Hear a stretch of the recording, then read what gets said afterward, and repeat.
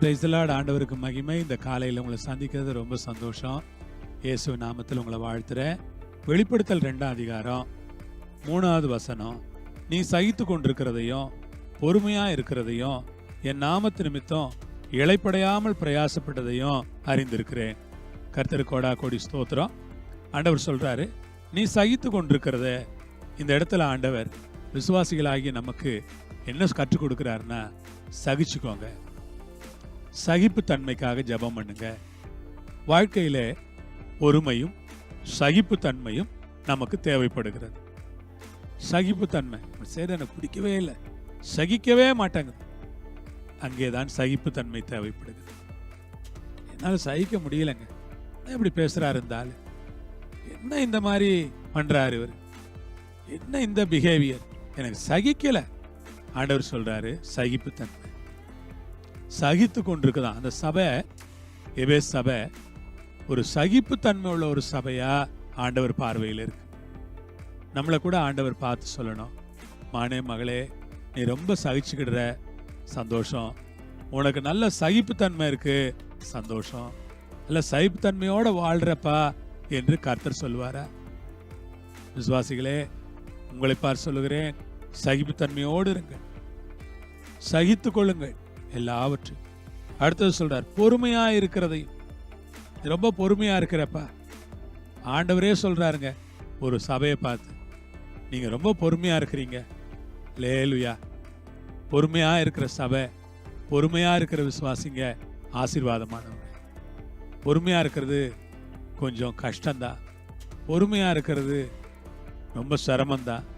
ஆனா ஆண்டவர் சொல்றாரு, நீ பொறுமையா இருக்கிறத நான் அறிஞ்சிருக்கிறேன்.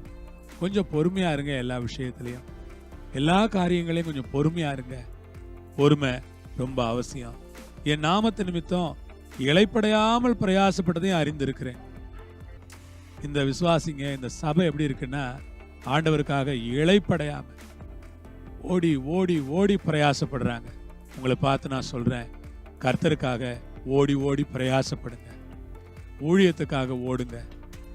சபையில ஓடி ஓடி வந்து ஆராதனை பண்ணுங்க. ஆண்டவருக்காக பிரயாசப்படுங்க. அவனுடைய பிரயாசத்துக்கு பலன் அவர் கொடுப்பார். அவனுடைய செய்கைக்கு தக்க பலனை தரப்போறார்.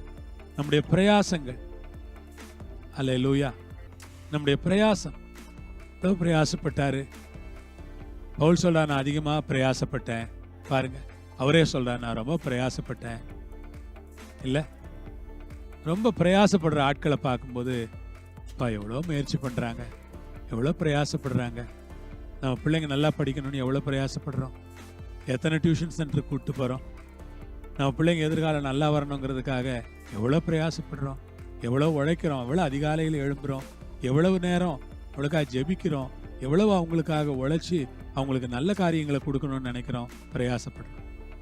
அதே போல் இந்த ஊழியம் நல்லா இருக்கணும், சபை நல்லா இருக்கணும், ஆண்டவருடைய ராஜ்யம் இந்தியா முழுவதும் பரவணுங்கிறதுக்காக பிரயாசப்பட்டாதான் அது பரவும். பிரயாசப்படுவோம்.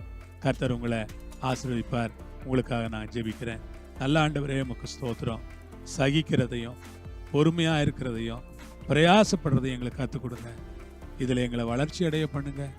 கர்த்தருடைய கிருபை எங்களை தாங்கிக் கொள்ளுமாறு ஜெபிக்கிறோம். ஆசீர்வதியும், பெரிய காரியங்களை செய்யும். இயேசுவின் மூலம் ஜெபிக்கிறோம் பிதாவே, ஆமென். அல்லேலூயா. கர்த்தர் உங்களோடு இருப்பாரு, உங்களை ஆசீர்வதிப்பாரு. சமாதானத்தோட இருங்க. ஆமென்.